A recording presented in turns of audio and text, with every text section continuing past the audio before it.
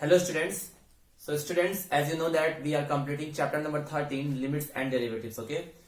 Students, in the last part, that means part number 8, we had covered limits. Okay. So in today's part, that is part number 9, we will going to start derivatives. Okay. So our topic for today will be derivatives. Derivatives. Okay. Student, derivative words you have already studied in the physics also as well as chemistry also. Okay. So derivative means the change in one quantity with respect to the another quantity. Rate of change of one quantity with respect to the another quantity is known as derivative. Okay. And derivative is always calculated at instantaneous time. मतलब कि एक particular instant के लिए calculate किया जाता है derivatives. Okay. तो सबसे पहले इसकी बात करती है डेफिनेशन की, what is the definition of derivatives. So definition I am going to right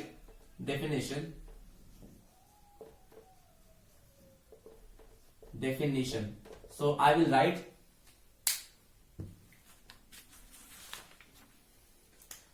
let fx is a real valued function, ठीक है. Let fx is a real valued function and a is a point in its domain, ठीक है, in its domain, then the derivative of fx at x equal to a is defined by f dash a is equal to limit h tend to 0 f of a plus h minus f of a whole divided by h. So it is the definition of derivative. ठीक है, it is the definition of derivative. ठीक है. Student, most of the student will think how this comes. Okay, so I will tell you when I will show the geometrical representation of derivatives, then it will be clear to you. ठीक है. तो अभी के लिए इसकी definition ये है कि f dash a मतलब कि derivative of a function fx at x equal to a is equal to limit h tends to 0 f of a plus h minus f of a divided by h provided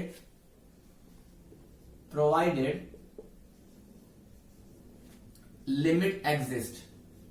इसके लिए क्या होना चाहिए, limit exist करना चाहिए. अगर limit exist करेगा ही नहीं तो उसका डेरिवेटिव हम लोग नहीं निकाल पाएंगे. ठीक है. तो ये होता है किसी भी फंक्शन का डेरिवेटिव का डिफिनेशन कि fx is a real valued function और एक उसके पॉइंट है उसके डोमेन में. तो f dash a is equal to limit h tends to 0 f a plus h minus f of a divided by h. इसी को बोलते हैं student first principle method. also बोलते हैं इसी मेथड को क्या बोलते हैं, first principle method to calculate the derivative of the function. ठीक है. और ये क्या रिप्रेजेंट करता है, f dash a is the derivative of a function at x equal to a which represent the change in fx at x equal to a. ठीक है. मतलब कि ये किसमें चेंज दिखाता है, ये चेंज दिखाता है fx में, किसके रिस्पेक्ट में, x इक्वल टू a के रिस्पेक्ट में. ठीक है. ये एक्चुअल में चेंज को रिप्रेजेंट करता है. डेरिवेटिव जब भी एक वर्ड आएगा तो वो हमेशा रेट ऑफ चेंज को रिप्रेजेंट करेगा. ठीक है. तो आप चाहो तो लिख सकते हो कि f डैश x या f dash a represent the change in fx with respect to x at x equal to a. ठीक है. इसको याद करने का बहुत सिंपल तरीका है.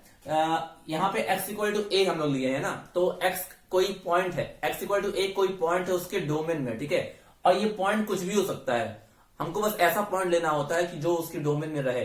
अब मान लो अगर मुझे x के टर्म्स में लिखना है इसको, अगर मुझे इसको x के टर्म्स में लिखना है तो मैं कुछ ऐसे भी लिख सकता हूं. मैं ऐसे लिख सकता हूं f dash x is equal to limit h tend to 0 f x plus h minus f x divided by h. ठीक है.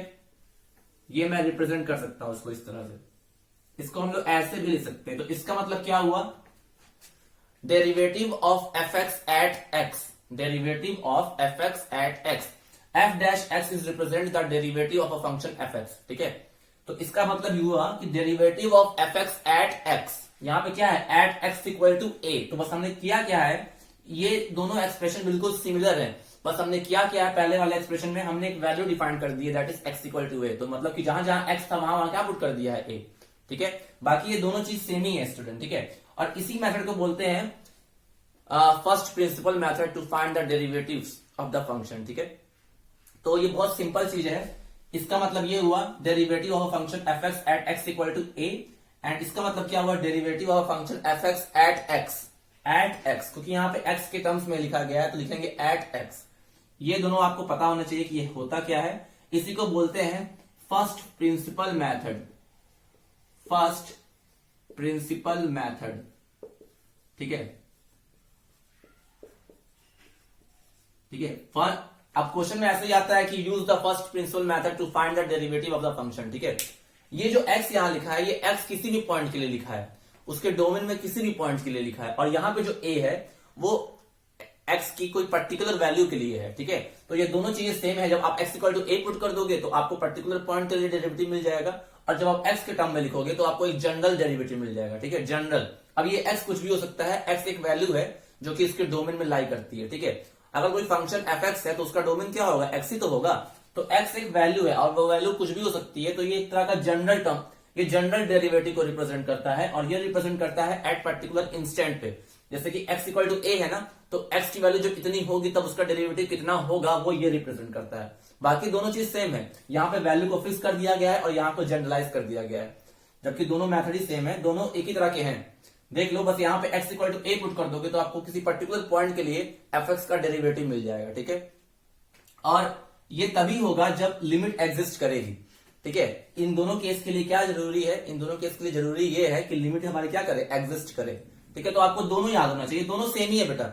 अगर आपको बस ये बोल दिया जाए कि at x equal to something, at x equal to 2 या एक्स इक्वल टू 3, तो बस वहां ए की वैल्यू हो जाएगी 2 या 3 जो भी दिया हुआ क्वेश्चन में। ठीक है, तो आपको ये याद रखना है कि अगर एफ एक्स कोई फंक्शन है और ए उसका पॉइंट है उसके डोमेन में, तो एफ एक्स का derivative at x equal to a कैसे डिफाइंड होगा, इस तरह से, प्रोवाइडेड कि लिमिट एग्जिस्ट करे। और ये क्या रिप्रेजेंट करता है, ये रिप्रेजेंट करता है rate of change of f x with respect to x. ठीक है, एफ एक्स क्या है, एफ एक्स में चेंज किसके रिस्पेक्ट में, एक्स के रिस्पेक्ट में, उसी को क्या बोलते हैं, डेरिवेटिव। जैसे जैसे एक्स बढ़ाते जाओगे एफ एक्स में भी चेंज आता जाएगा, उसी को क्या बोलते हैं, डेरिवेटिव। जैसे आप वेलोसिटी निकालते हो या एक्सेलरेशन निकालते हो तो क्या बोलते हो, rate of change of velocity पर rate of change of speed is known as acceleration, ऐसे बोलते हो ना।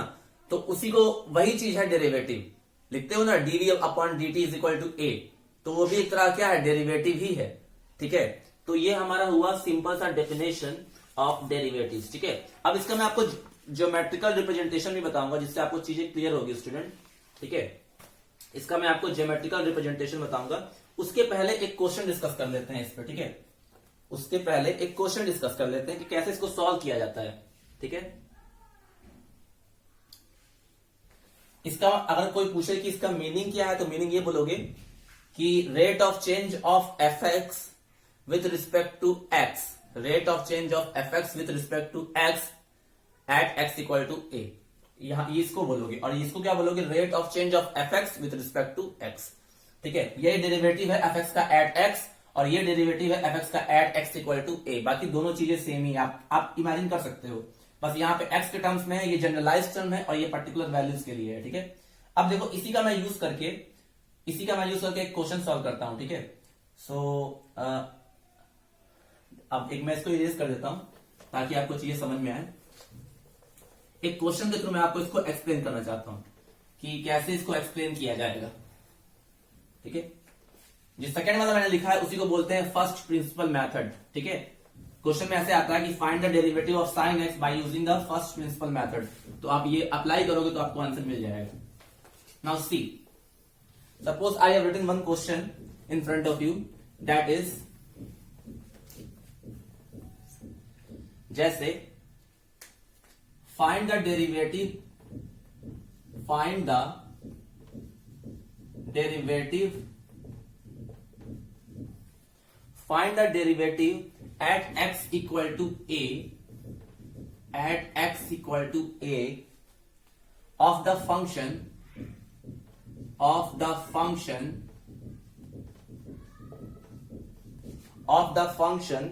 fx is equal to 3x, ठीक है, fx is equal to 3x, ठीक है, x equal to a नहीं है, ये x equal to 2 है, ठीक है, x equal to 2, ठीक है। Find the derivative at x equal to 2, मतलब कि x इक्वल टू 2 पे हमें डेरिवेटिव फाइंड करना है किसका, fx का, ठीक है।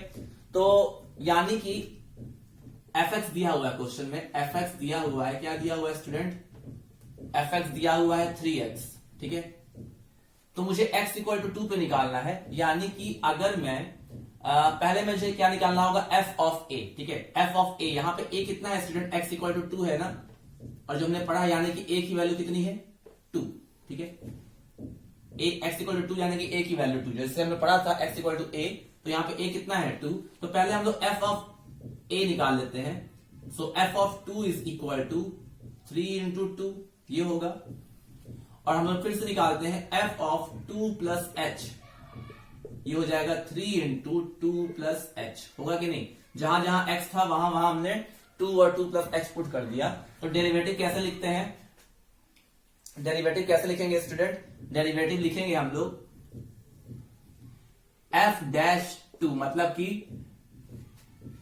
The derivative of fx at x equal to 2 is equal to limit h tend to 0 f2 plus h minus f2 divided by h, यही ना होगा। जैसे हमने fa का फॉर्मूला लिखा था स्टूडेंट, क्या लिखा था हमने, ये फॉर्मूला लिखा था ना अभी कि f dash a is equal to limit h tend to 0 f of a plus h minus f of a divided by h, ये हमने लिखा था ना।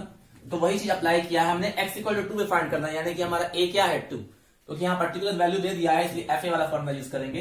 तो यानी कि f dash 2 is equal to limit h tends to 0 f2 plus h minus f2 upon h, ठीक है। अब इसको सॉल्व कर लेते हैं, तो f dash 2 is equal to limit h tend to 0, ठीक है।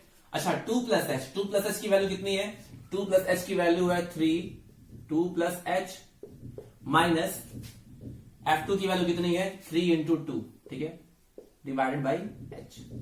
अब इसको सॉल्व कर लेते हैं, तो लिमिट h टेंड टू 0, अब जैसे लिमिट सॉल्व करते हैं बिल्कुल वैसा ही है, ये हो जाएगा 6 प्लस 3h, और ये हो जाएगा माइनस 6 अपॉन h, होगा कि नहीं। अच्छा अब इसको जब सॉल्व करोगे और, तो ये आएगा लिमिट h टेंड टू 0, 6 से 6 कैंसिल हो गया, तो 3h अपॉन h, यहां से h और h भी कैंसिल हो जाएगा, तो बचेगा लिमिट h टेंड्स टू 0 3। अब जब h यहां है ही नहीं तो कुछ कहां करेंगे, तो आंसर हो जाएगा 3। तो यानी कि fx का जो डेरिवेटिव होगा at x equal to 2 will be 3, तो इसका आंसर आ जाएगा 3, ठीक है।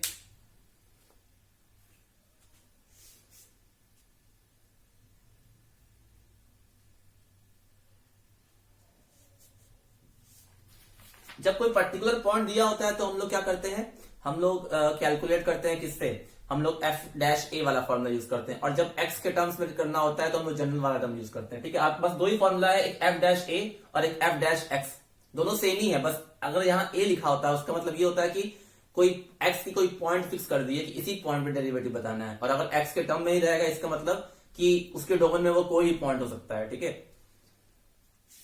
अब इसका मैं आपको एक ज्योमेट्रिकल रिप्रेजेंटेशन बताता हूं स्टूडेंट कि कैसे ये आता है, कैसे ये फॉर्मूला जो हमारा ये आया है ये आता कैसे है, ठीक है, ये आया कैसे है, तो ये समझना इंपॉर्टेंट है।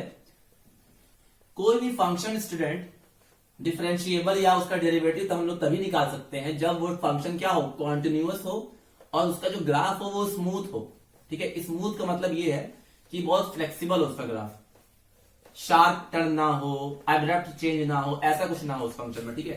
तो ये फॉर्मूला आता कैसे है तो वो हम डिस्कस कर लेते हैं। तो मैं इसका हेडिंग लिखता हूं, that is geometrical representation of derivative, ठीक है, geometrical representation of derivative, geometrical representation of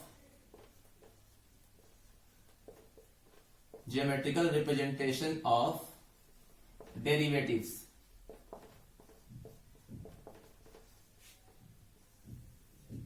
अब ज्योमेट्रिकल रिप्रेजेंटेशन मान लेते हैं कि कोई फंक्शन है हमारे पास, that is let y is equal to f x, ठीक है, let y is equal to f x कोई फंक्शन मैंने मान लिया, ठीक है, मुझे इसी का डेरिवेटिव निकालना है, ठीक है, मुझे इसी पर्टिकुलर फंक्शन का डेरिवेटिव निकालना है। तो सपोज इसका मैंने कुछ ग्राफ ऐसे बनाया, देखिए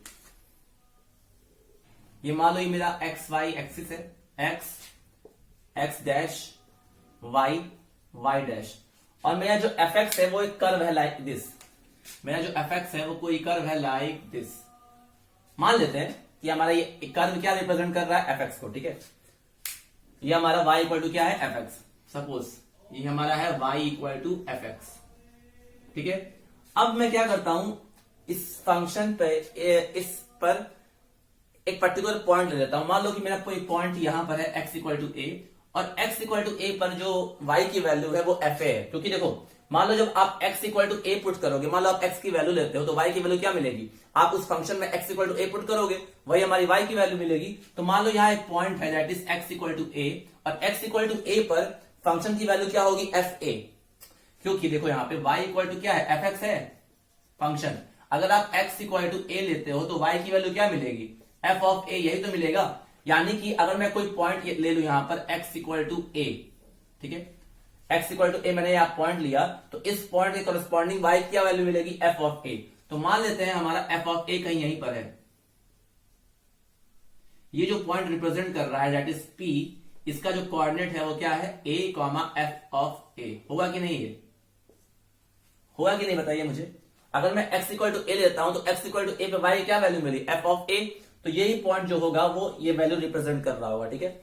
अब मैं क्या करता हूं स्टूडेंट कि यहां पर एक पॉइंट ले लेता हूं Q, ठीक है, ठीक है, और मैं क्या ले लेता हूं, a से थोड़ी सी बड़ी क्वांटिटी, मान लो मैंने यहां ले लिया a plus h, x equal to a plus h, और यहां कहीं ले लिया, मान लो यहां a प्लस एच लिया, और पीछे भी एक पॉइंट ले लेता हूं, मान लो इधर कहीं, that is a minus H, ठीक है, ले लेते हैं लेफ्ट नेबरहुड और राइट नेबरहुड दोनों में ले लेते हैं एक point that is a plus H, ये x इक्वल टू a है, इसके इधर a प्लस एच और इसके इधर a माइनस एच, ठीक है। तो जब आप a प्लस एच, x की वैल्यू a प्लस एच लोगे, इस एक्सप्रेशन में अगर x equal to a plus h लोगे तो y की वैल्यू क्या मिलेगी, y की वैल्यू मिल जाएगी आपको f of a plus H, मिलेगी कि नहीं। तो यानी कि इस पॉइंट के करस्पॉन्डिंग जो ये वाला पॉइंट होगा, इसका जो कोऑर्डिनेट होगा वो होगा a f of a plus H, होगा कि नहीं, होगा कि नहीं बताइए मुझे। अरे जब x की वैल्यू आप a प्लस एच लोगे स्टूडेंट, मैं फिर से लिख देता हूं इसको मैं अभी हटा देता हूं। ये जो हमारा q वाला पॉइंट है, q वाला पॉइंट, q का कोऑर्डिनेट क्या होगा, q का जो कोऑर्डिनेट होगा वो होगा a plus H f of a plus h, ठीक है, होगा कि नहीं। क्योंकि जैसे x इक्वल टू ए लिए थे तो y मिला था f ऑफ a, वैसे ही जब x equal to a plus h लोगे तो y क्या मिलेगा, f of a plus h, ठीक है। वैसे ही यहां पे जो पॉइंट है, मान लो ये पॉइंट r है, तो इसका कोऑर्डिनेट क्या हो जाएगा, अगर x है हमारा a माइनस एच तो f हो जाएगा a माइनस एच, तो इस पॉइंट का जो कोऑर्डिनेट होगा वो ये होगा, ठीक है। अब आप क्या करो, P से Q को ज्वाइन करने वाली एक लाइन ड्रॉ करो, तो चूंकि ये कर्व टाइप का है तो आपको एक वो मिलेगा, सेकंड मिलेगा, सेकंड कुछ ऐसा, ठीक है, यही तो मिलेगा। मैंने P और Q को ज्वाइन कर दिया, वैसे ही मैं R और P को भी ज्वाइन कर देता हूं, कुछ लाइक दिस, ठीक है। ये मैंने R और P को ज्वाइन किया, ये मैंने P और Q को ज्वाइन किया, ठीक है, सीधा ही होगा क्योंकि थोड़ा तिरछा हो गया लेकिन सीधा ही होगा, ठीक है। अच्छा, क्या आप RP और PQ का स्लोप निकाल सकते हो स्टूडेंट। देखो अगर, अब देखो मैं क्या कर रहा हूं, x इक्वल टू ए यहां था, x equal to a plus h यहां पर है, x equal to a minus h है। अगर मान लो मुझे स्लोप ऑफ PQ निकालना हो, स्लोप ऑफ PQ, अगर मैं लिखता हूं slope of PQ, slope of PQ, तो स्लोप ऑफ PQ क्या आएगा स्टूडेंट, हमारा फॉर्मूला क्या होता है, जब दो पॉइंट दिए होते हैं तो स्लोप निकालने का फॉर्मूला होता है y2 minus y1 upon x2 minus x1, ठीक है। तो अगर p हमारा एक पॉइंट है और q हमारा दूसरा पॉइंट है, तो अगर मैं इसका स्लोप निकालूंगा तो स्लोप आना चाहिए f of a plus h minus f of a होगा।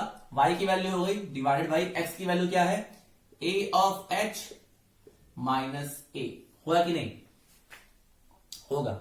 इसको सॉल्व करोगे तो क्या आएगा, f of a plus h minus f of a divided by h, ये आया हमारा क्या, स्लोप ऑफ PQ, ठीक है, स्लोप ऑफ PQ। वैसे ही अगर मैं स्लोप ऑफ PR निकालूं, स्लोप ऑफ PR, तो स्लोप ऑफ PR आएगा student f of a minus h minus f of a divided by a minus h minus a, यही आएगा। निकाल के देख लेना, आएगा वही चीज। तो यानी कि स्लोप ऑफ PR क्या आया,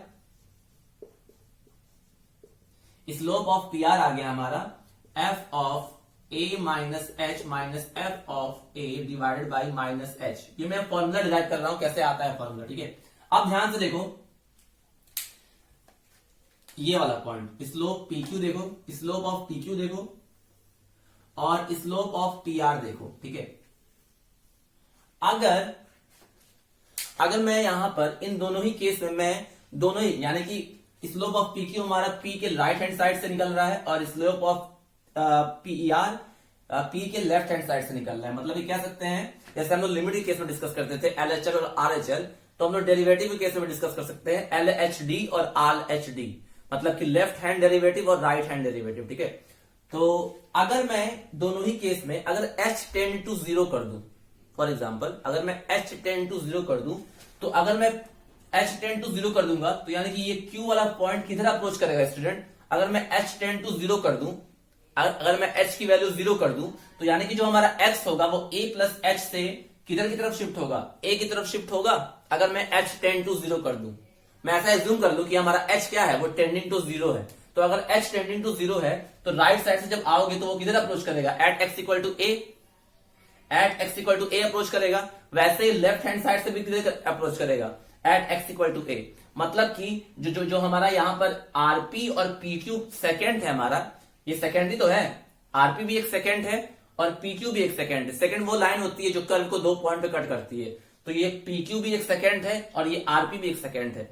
अगर मैं दोनों ही केस में लिमिट h टेंड्स टू 0 कर दूं, तो r और q किधर की तरफ अप्रोच करेंगे, p की तरफ अप्रोच करेंगे। इसका मतलब वो ये दोनों पॉइंट p पर कॉन्साइड कर देंगे, और जब p पे कॉन्साइड कर देंगे तो वहां पे सेकेंड नहीं बनेगा, वहां पे क्या बन जाएगा, टेंजेंट। वहां पे क्या बन जाएगा, टेंजेंट। क्योंकि देखो जब आपको बताया गया था ना सर्कल वाले चैप्टर में, जाते हैं कोई भी सेकेंड टेंजेंट कब फॉर्म करता है, जब उसके दोनों एंड पॉइंट आपस में क्या करे, कॉन्साइड कर जाए। वैसे ही अगर मैं h टेंड टू 0 कर दूंगा तो ये q p की तरफ अप्रोच करेगा, तो मतलब कि q और p कॉन्साइड कर जाएंगे, तो उस केस में आपको सेकेंड नहीं मिलेगा, उस केस में हमें क्या मिलेगा, टेंजेंट। और किसी भी फंक्शन का टेंजेंट, किसी भी फंक्शन का डेरिवेटिव उसके टेंजेंट के इक्वल होता है, मतलब कि स्लोप के इक्वल होता है।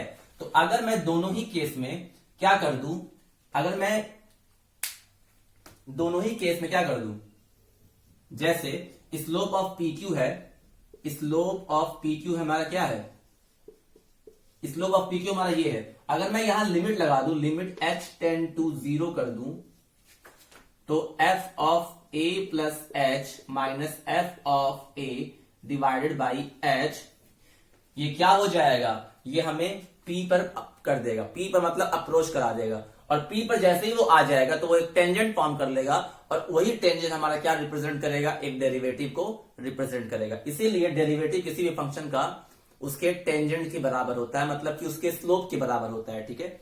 जैसे कि आपने बुक पे भी देखा होगा, बुक पे भी देखो तो जैसे x इक्वल टू a पे आपने टेंजेंट, जैसे कि जब दोनों ही q और r दोनों ही p की तरफ अप्रोच कर रहे हैं, तो मतलब कि इस पॉइंट पर p पर हमें क्या मिलेगा, टेंजेंट। तो हम कह सकते हैं कि यही स्लोप ऑफ PQ इस केस में क्या बन जाएगा, f dash a। So f dash a क्या बन जाएगा, limit h tend to 0 f a plus h minus f a divided by h। इसीलिए डेरिवेटिव का फॉर्मूला ये होता है। आप चाहो तो लेफ्ट हैंड लिमिट से भी कर सकते हो, लेफ्ट हैंड डेरिवेटिव से भी कर सकते हो। देखो किसी पॉइंट पे आपको अगर डेरिवेटिव निकालना है तो उस पॉइंट पे टेंजेंट निकाल लो, वही उसके डेरिवेटिव के बराबर होता है, ठीक है। सॉरी, उस पॉइंट पे टेंजेंट निकाल लो या उस पॉइंट, हाँ टेंजेंट निकाल लो या उस पॉइंट पे स्लोप निकाल लो। जो भी उस पॉइंट का स्लोप आएगा वही उसके डेरिवेटिव को क्या करेगा, रिप्रेजेंट करेगा, ठीक है। तो जैसे जब आर भी पी की तरफ अप्रोच करेगा तो ये आरपी एक आरपी दो अलग अलग पॉइंट ना हो कि एक पॉइंट बन जाएगा। मतलब कि जब एच टेंड टू 0 कर दोगे, खुद सोचो, जब यहां पे एच टेंड टू 0 कर दोगे तो एक्स जो है वो ए माइनस एच किधर की तरफ अप्रोच करेगा, एक्स की तरफ अप्रोच करेगा। मतलब कि आर और पी कॉन्साइड कर जाएंगे। इसका मतलब ये सेकंड नहीं बनेगा, अब क्या बनेगा उस पॉइंट पे, टेंजेंट बनेगा। और टेंजेंट बनेगा तो उस टेंजेंट का जो स्लोप होगा वही उसके डेरिवेटिव के बराबर होगा उस पर्टिकुलर पॉइंट पे। तो इसीलिए किसी भी पॉइंट का जो डेरिवेटिव होता है वो होता है f dash a is equal to limit h tends to 0 f of a plus h minus f of a upon h, ठीक है। ये एक सडन चेंज को रिप्रेजेंट करता है, ये एक इंस्टेंटेनियस चेंज होता है, ठीक है। ये कभी भी बहुत छोटे टाइम के लिए होता है, बहुत छोटी क्वांटिटी के लिए होता है, बहुत छोटे टाइम के लिए होता है, ठीक है। अब मैं अगर बोलूं कि कोई भी कार एक कांस्टेंट स्पीड से मूव कर रही है तो क्या चेंज होगा, तो ऑब्वियस सी बात है जब कोई कार कांस्टेंट स्पीड से मूव करेगी तो कोई चेंज होगा ही नहीं वेलोसिटी में। तो जब चेंज नहीं होगा तो उस फंक्शन का डेरिवेटिव क्या हो जाएगा, 0। इसीलिए कांस्टेंट फंक्शन का जो डेरिवेटिव होता है वो क्या होता है, 0। क्योंकि जब कोई चीज पर्टिकुलर कांस्टेंट है तो कोई चेंज होगा ही नहीं, और जब चेंज नहीं होगा तो उसका डेरिवेटिव क्या आएगा, 0, ठीक है। Derivative generally represent the change of one quantity with respect to the another quantity, ठीक है। तो ऐसे ही आप क्या कर सकते हो, ऐसे ही आप right hand limit left hand limit से भी कर सकते हो, लेकिन जनरली हम लोग राइट हैंड लिमिट ही यूज करते हैं जो कि थोड़ा इजी होता है, ठीक है।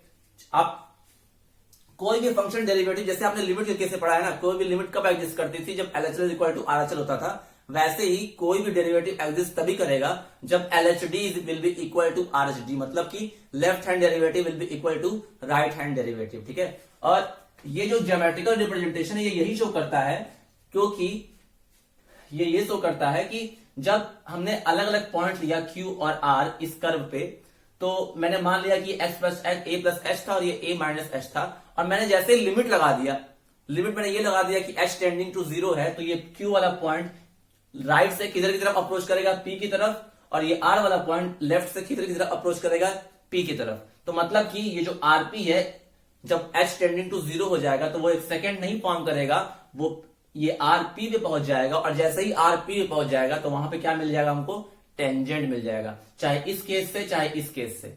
जब आप 12th में पढ़ोगे तो पूछा जाता है कि check the particular function is differentiable और नॉट, मतलब कि उसका कोई फंक्शन डिफरेंशिएबल तभी होगा जब आप उसकी डेरिवेटिव निकाल सकते हो, ठीक है। अगर डेरिवेटिव नहीं निकाल सकते हो तो वो फंक्शन डिफरेंशिएबल नहीं होता है।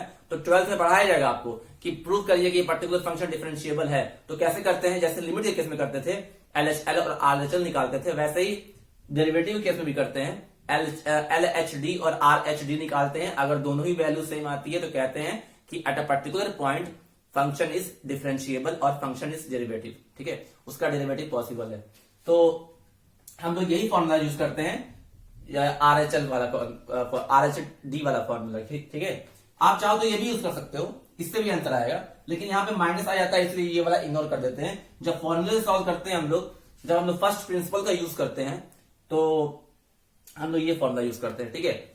तो हमारा किसी भी फंक्शन का डेरिवेटिव किसी पर्टिकुलर पॉइंट पे इस फॉर्मूले की मदद से निकाला जाता है।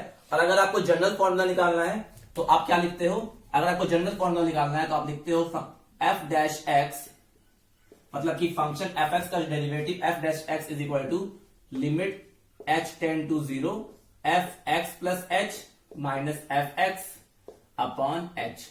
ये फॉर्मूला जनरलाइज फॉर्म के लिए होता है, मतलब कि जब x की वैल्यू कुछ भी हो सकती है तो ये यूज कर सकते हैं, और जब x की वैल्यू क्वेश्चन में दी होती है तो ये वाला फॉर्मूला यूज करते हैं। दैट्स इट, यही आपका डेरिवेटिव है। तो आई होप आपको ये कॉन्सेप्ट समझ में आया हो।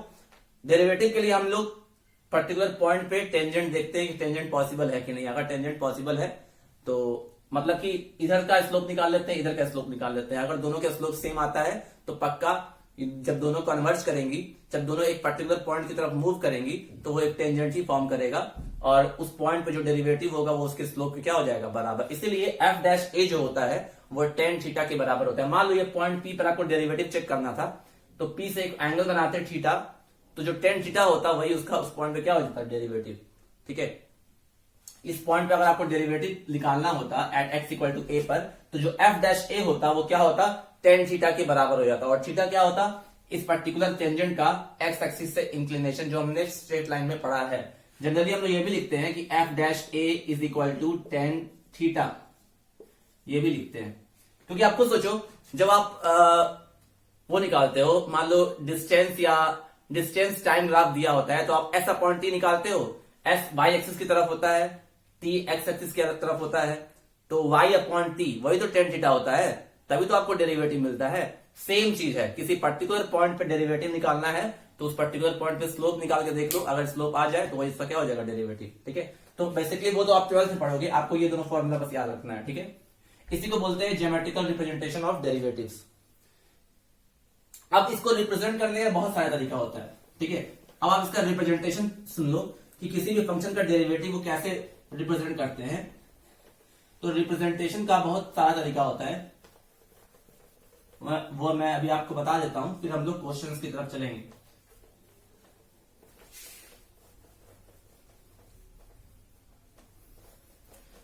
फर्स्ट प्रिंसिपल का मैंने बताया था आपको। फर्स्ट प्रिंसिपल क्या होता है, फर्स्ट प्रिंसिपल वाला जो फॉर्मूला होता है वो एक्स वाला फॉर्मूला होता है। ठीक है, क्वेश्चन में आया कि find the derivative of sine x with using first principle method.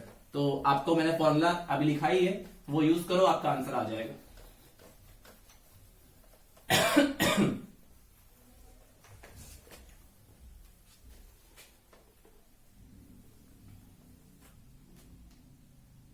देखो, मान लो कि let f x, let y is equal to कोई फंक्शन दिया हुआ है एफ एक्स। ठीक है, तो इसका डेरिवेटिव आपको रिप्रेजेंट करना है। सो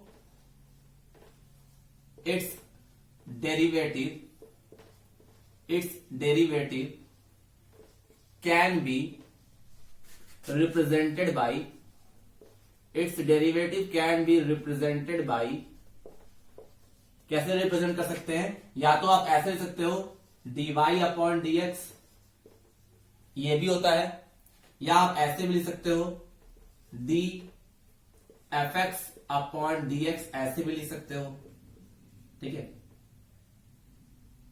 मतलब कि अलग अलग तरीका है, या तो आप इस तरह से रिप्रेजेंट करो, या तो इस तरह से रिप्रेजेंट कर सकते हो, या आप y डैश से भी रिप्रेजेंट कर सकते हो, या आप f डैश एफ एक्स से यूज कर सकते हो। मतलब कि ये सारे तरीका है किसी भी फंक्शन के डेरिवेटिव को रिप्रेजेंट करने का। ये चार तरीका आपको दिख रहा होगा। इन चारों में से जनरली जो यूज होता है बहुत ज्यादा, वो ये यूज होता है, ये वाला और ये वाला। ठीक है, ये तो बहुत यूज होता है, बाकी आप चारों में से कोई भी यूज कर सकते हो, वो एक डेरिवेटिव को ही रिप्रेजेंट करता है। अगर आपको कोई फंक्शन एफ एक्स दिया हुआ है तो एफ डैश एक्स उसका क्या होता है, डेरिवेटिव। या अगर y के टर्म्स में दिया है y equal to f x, so y dash भी क्या रिप्रेजेंट करता है, डेरिवेटिव। या y दिया हुआ है तो dy बाई डी एक्स भी क्या रिप्रेजेंट करता है, डेरिवेटिव। ठीक है, और एक चीज, अगर ऐसे लिखा हुआ हो dy by d x at x equal to a, इसका क्या मतलब होता है, derivative of y with respect to x at x equal to a। इसको मैं रिप्रेजेंट कर देता हूं। It's meaning is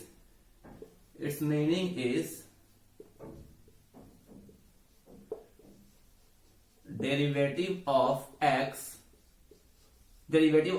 y with respect to x at x equal to a। ठीक है, ऐसे भी लिखते हैं इसको। ठीक है, और भी सारा तरीका होता है कि इसको ऐसे लिख सकते हैं d f x by d x at x equal to a, इसको ऐसे भी लिखते हैं। ठीक है, बहुत सारा तरीका होता है स्टूडेंट लिखने का। ठीक है, तो आपके पास बहुत सारे मेथड है किसी भी फंक्शन के डेरिवेटिव को लिखने के। ये चार मेथड है। अगर कोई फंक्शन दिया हो तो dy बाई डी एक्स भी लिखते हैं उसको डेरिवेटिव को, f डैश एक्स भी लिखते हैं, y डैश भी लिखते हैं, या D f x upon D x भी लिख सकते हैं। ये सारे एक जैसे ही हैं, ये सब एक ही हैं, बस रिप्रेजेंट करने का अलग अलग तरीका है। ठीक है, चार तरीके हैं, आप चार में से कोई भी यूज करो, लेकिन जनरली ये वाला और ये वाला यूज होता है। ठीक है, और इसका मतलब पता ही है, derivative of y with respect to x at x equal to a, derivative of fx with respect to x at x equal to a। ठीक है, तो ये सिंबल है आपके डेरिवेटिव को रिप्रेजेंट करने के। ठीक है, so please note down it. After that I will solve few questions.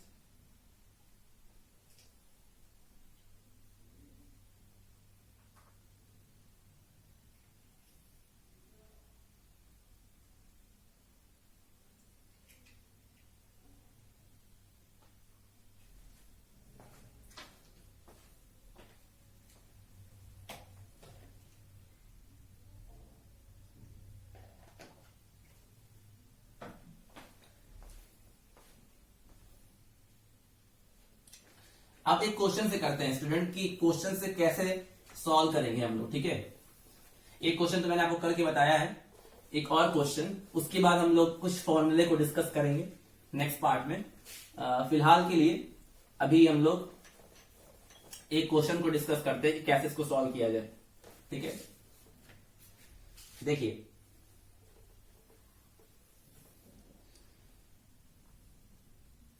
जैसे फाइंड द डेरिवेटिव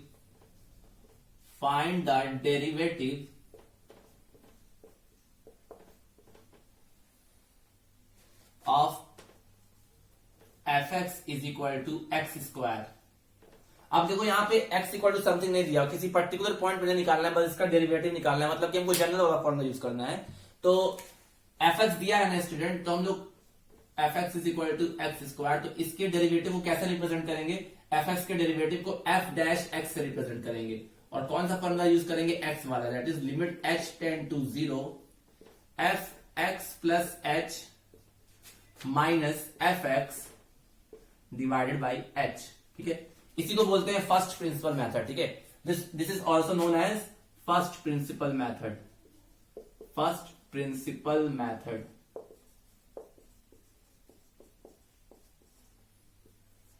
ठीक है। बस क्योंकि हमको यहाँ पे f डैश x यूज करना, मतलब कि derivative of f at x, ठीक है। तो बस अब देखो fx is equal to x square है अगर, तो एफ एक्स प्लस एच क्या होगा, जहां जहां x होता है वहां वहां x प्लस एच पुट कर देते हैं। तो ये देखो लिमिट h टेंड टू 0। अब जब एफ एक्स हमारा एक्स स्क्वायर था तो एफ एक्स प्लस एच क्या होगा, एफ एक्स प्लस एच होगा हमारा एक्स प्लस एच का होल स्क्वायर, ठीक है। बस x की जगह x प्लस एच पुट कर दिया और एफ एक्स की वैल्यू दी हुई है x square divided by h, ठीक है। So limit h tend to 0, इसको एक्सपेंड करो तो यह आएगा x square plus h square plus 2hx minus x square divided by h, ठीक है। ये एक्स स्क्वायर से एक्स स्क्वायर क्या हो गया, कैंसिल्ड, ठीक है। हो गया कि नहीं। अच्छा अब एक काम करते हैं, क्या बचा, limit h tend to 0 h square plus 2hx upon h। अच्छा ऊपर नीचे से h कॉमन लेके कैंसिल कर देते हैं, तो limit h tend to 0 h common लेंगे तो क्या बचेगा, h प्लस 2x और नीचे बचेगा h, इस h से h कैंसिल हो गया तो बचा limit h tend to 0 h plus 2x, ये बचा। बस अब h की वैल्यू पुट करने से हमें कोई प्रॉब्लम होगी नहीं, तो h की वैल्यू पुट कर दो तो ये आ जाएगा 0 plus 2x which is equal to 2x। तो इसका जो डेरिवेटिव आया वो कितना आया, 2x, ठीक है।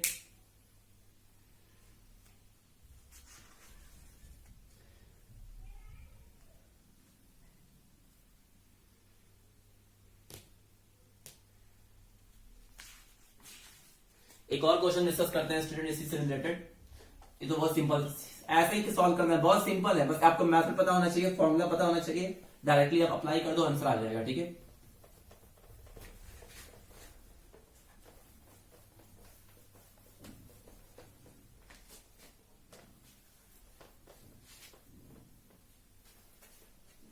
देखिए अगेन सेम क्वेश्चन है, find the derivative of f x, find the derivative of fx, find the derivative of fx is equal to 1 by x, ठीक है। यानी कि अगेन मुझे x वाला फॉर्मूला यूज करना है, क्योंकि at x equal to something वाला नहीं दिया हुआ है, केवल इसका डेरिवेटिव निकालना है। यानी कि हमारा क्या यूज कर सकते हैं, f डैश x। तो पहले हम लोग निकाल लेते हैं, fx अगर दिया हो student 1 by x, so F x plus H क्या होगा, एफ एक्स प्लस एच हो जाएगा 1 अपॉन एक्स प्लस एच। ये मैंने इसलिए लिख लिया क्योंकि इसकी जरूरत पड़ेगी। तो यानी कि हमें एफ एक्स का डेरिवेटिव निकालना है, यानी कि एफ डैश एक्स निकालना है, और एफ डैश एक्स का फॉर्मूला होता है limit h tends to 0 f x plus h minus f x divided by h, ये होता है। अच्छा अब वैल्यू पुट कर देते हैं, तो limit h tend to 0, limit h tend to 0 f x plus h की वैल्यू क्या है, 1 upon x plus h minus 1 by x upon h, ठीक है। इसको और सॉल्व करते हैं, तो लिमिट h टेंड टू 0, ऊपर वाले को सॉल्व करो आप, तो ऊपर वाले का एलसीएम क्या आ जाएगा, x plus H into x, तो ये आ जाएगा x minus H divided by H, यही तो होगा। ऊपर वाले का एलसीएम ले लिया मैंने, ऊपर वाले का मैंने एलसीएम ले लिया, तो यही आएगा। ठीक है, सॉल्व करना तो यही चीज आएगी। तो लिमिट एच टेंड टू 0, अब देखो यहां से एक्स और एक्स कैंसिल हो गया, यहां से एक्स और एक्स कैंसिल हो गया, तो बचा क्या ऊपर बचा माइनस एच अपॉन एक्स और एक्स प्लस एच, और नीचे बचा एच। इस एच से ये एच कैंसिल हो गया, तो इफेक्टिवली बचा क्या student, limit h tend to 0, ऊपर है -1 और नीचे है x into x plus h. अब आप h इक्वल टू 0 पुट करोगे तो कोई दिक्कत नहीं आनी चाहिए, तो आप h इक्वल टू 0 पुट कर दो, तो -1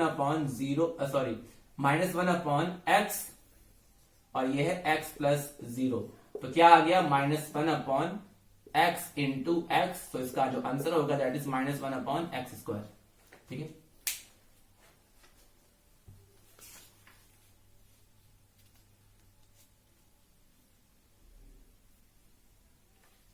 अब एक बहुत, आई थिंक ये क्लियर होगा आपको। अब एक लास्ट फॉर्मूला बता देते हैं इस पार्ट के लिए, उसके बाद रिमेनिंग चीज हम लोग नेक्स्ट क्लास में डिस्कस करेंगे। ठीक है, सो आप देखिए, एक बहुत ही इंपॉर्टेंट फॉर्मूला है जिसको हम लोग डायरेक्टली यूज कर सकते हैं।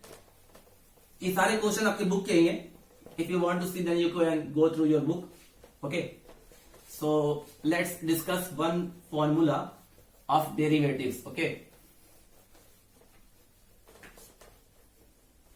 now see, one theorem is that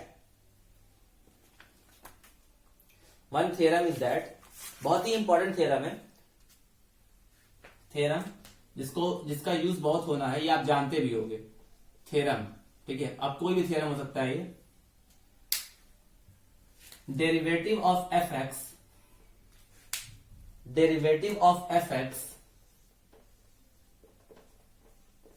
derivative of fx is equal to x to power n. X to power n is n x to power n minus 1 for any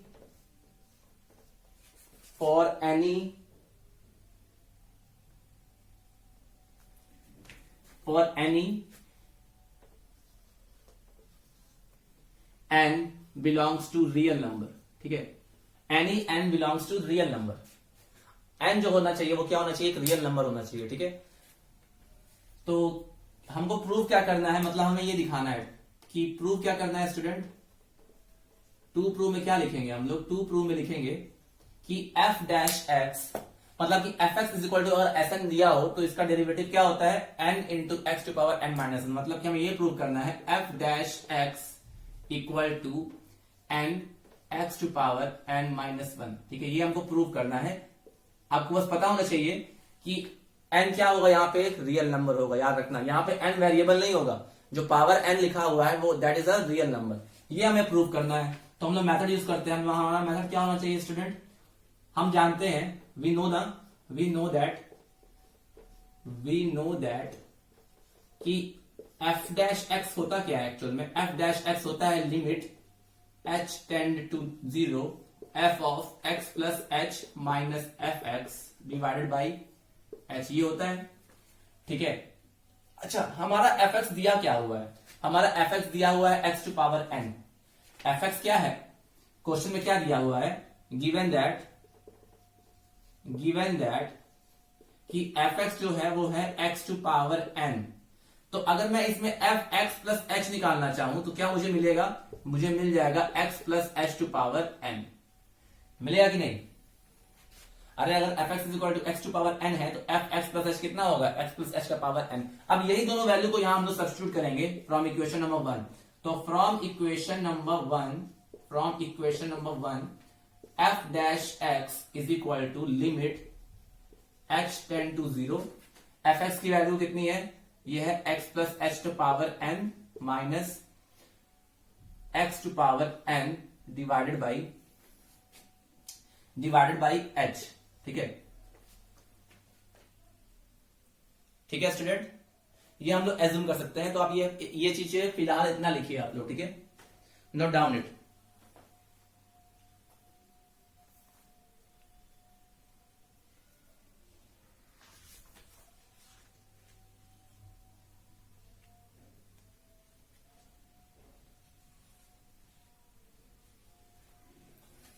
अब देखिए student, अब देखो यहाँ पे आपने एक फॉर्मूला दिख रहा होगा आपको, हमने एक लिमिट में एक फॉर्मूला पढ़ा था कि limit x tends to a, limit x tends to a, x to power n minus a to power n upon x minus a is equal to n a power n minus 1, ये हमने formula पढ़ा है, ठीक है। अब उसी का मैं यूज यहाँ करूंगा स्टूडेंट। मान लेते हैं, अब देखो ये वाली क्वांटिटी एक सिंगल क्वांटिटी होनी चाहिए, मतलब कि यहाँ पे x टू पावर समथिंग का आना चाहिए, तो इसको मैं किसी दूसरे वेरिएबल से रिप्लेस कर देता हूं। तो मान लेते हैं let x plus h is equal to z, मान सकते हैं ना, x plus h equal to z. अब जैसे ही आप x प्लस एच को z में मानोगे, इसका मतलब ये हुआ कि जो हमारा लिमिट h में था वो अब किस में कन्वर्ट हो जाएगा, z में, ठीक है। तो अगर यहाँ पे क्या लिखा हुआ है, यहाँ लिखा हुआ है कि h इस 0 की तरफ टेंड करेगा, तो z कहां टेंड करेगा, z will tend to x, करेगा कि नहीं। ये चीजें मैंने डिस्कस की है जब मैंने लिमिट पढ़ाया है, ठीक है। मुझे इस फॉर्मूला का यूज करना था, और इस फॉर्मूला जैसा बनाने के लिए पहले मैं इसको एक सिंगल वेरिएबल से रिप्लेस करूंगा। तो मैंने एज्यूम कर लिया कि let x plus h equal to z, ठीक है, मैंने एज्यूम कर लिया कि ये z के बराबर है, ठीक है। तो अगर z के बराबर है तो लिमिट भी z के टर्म्स में कन्वर्ट हो जाएगी। तो मैंने मान लिया कि अगर h टेंड टू 0 है यहाँ पर, तो z कहां टेंड करेगा, x की तरफ। बस आप इसी को रेप्लिकेट कर दो या अप्लाई कर दो, तो क्या आ जाएगा, f dash x is equal to limit, ये लिमिट z के टर्म में चेंज हो गया, तो z is tend to x। अच्छा, इसको मैंने z मान लिया, तो z to power n minus x to power n divided by आ रही बात, ये चीज समझ में आपको स्टूडेंट। और h को किससे रिप्रेजेंट कर दिया, h की वैल्यू क्या हो जाएगी, यहां से अगर मैं h की वैल्यू निकालना चाहूं, नीचे क्या है h ना, तो अगर मैं यहां से h की वैल्यू निकालना चाहूं तो क्या मिल जाएगा, z माइनस x, मिलेगा कि नहीं। देखो मैंने इसके जगह z पुट कर दिया, x को वैसे ही रहने दिया, और बिकॉज मैं लिमिट चेंज कर चुका हूं z के टर्म्स में, तो मैं इस h की वैल्यू को भी हटाना चाह रहा हूं, तो यहां से मैं h की वैल्यू को क्या ले सकता हूं, z माइनस x, तो मैंने यहां दे दिया z माइनस x। अब बता मुझे, क्या ये फॉर्मूला बिल्कुल वैसा नहीं है, क्या ये जो फॉर्मूला मैंने लिखा है यहाँ पे z माइनस x,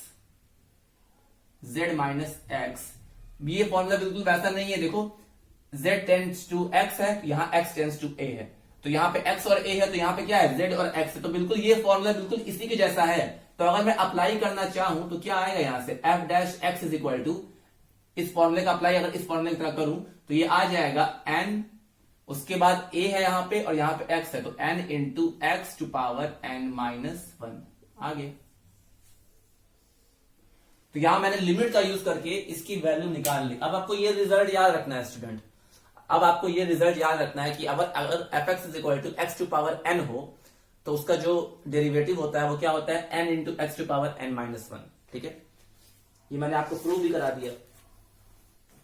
अब जैसे एग्जाम्पल ले लेते हैं, example, find the derivative of